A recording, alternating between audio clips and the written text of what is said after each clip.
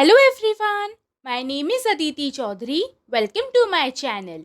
अक्सर हमें अपनी डेली लाइफ में ऐसे सेंटेंसेस बोलने की ज़रूरत पड़ती है जैसे मेरे सामने नाटक मत करो। वो उनके सामने ज़्यादा ही होशियार बन रहा था। उसने सारे लोगों के सामने मुझसे माफ़ी मांगी। अब वो सबके सामने तमाशा करेगी। ऐसे हिंदी के सेंटेंसेस को हम इंग्लिश में दो तरीक़ों से बोलते हैं। एक होता है इन फ्रंट ऑफ समवन और एक होता है बिफोर समवन। इन दोनों का ही मतलब हिंदी में किसी के सामने या फिर किसी के आगे से होता है। मतलब किसी की प्रेजेंस में, किसी के सामने या किसी के आगे कुछ करना। इनको लेकर सेंटेंसेस बनाने का रूल देखते हैं।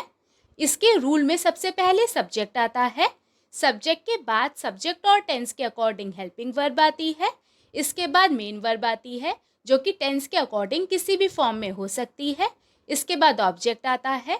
इसके बाद इन फ्रंट ऑफ या फिर बिफोर, इन दोनों में से कोई एक आता है। और लास्ट में नाउन या प्रोनाउन, इन दोनों में से कोई एक आता है। अगर किसी का नाम ले रहे हैं तो नाउन आएगा और अगर नाम नहीं ले रहे हैं तो प्रोनाउन आएगा, जैसे कि me, you, him, her, us, them.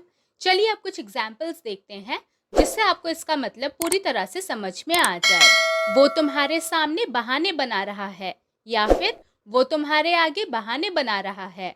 He is making excuses in front of you या फिर He is making excuses before you।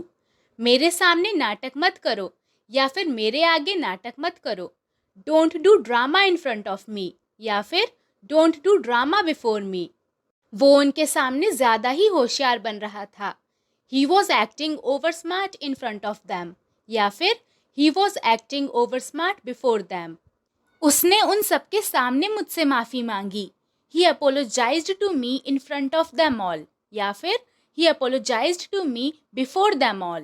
अब वो सबके सामने तमाशा करेगा।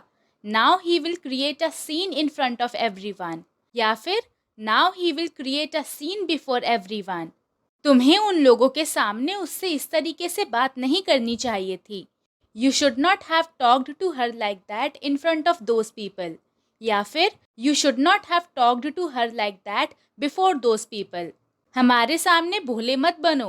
Don't act innocent in front of us या फिर Don't act innocent before us। मेरे सामने चीखो मत। Don't scream in front of me या फिर Don't scream before me। सबके सामने उसका मजाक क्यों उड़ा रहे हो? Why are you making fun of him in front of everyone या फिर Why are you making fun of him before everyone। क्या उसने तुम्हारे सामने कुछ नहीं बोला? Didn't she say anything in front of you या फिर Didn't she say anything before you। अब एक सेंटेंस आपके लिए, वो हमारे सामने रो रहा था या फिर वो हमारे आगे रो रहा था। इसको हम इंग्लिश में कैसे बोलेंगे ये आप मुझे कमेंट्स में बताइए। आज की वीडियो में इतना ही। अगर आपने इससे कुछ सीखा है तो प्लीज़ इसे लाइक कीजिए, मेरे चैनल को सब्सक्राइब कीजिए and make sure you press the bell icon right next to the subscribe button so that you get notified whenever I post new videos. अब हम मिलेंगे नए वीडियो में एक नए लेसन के साथ। तब तक के लिए टेक केयर, बाय बाय।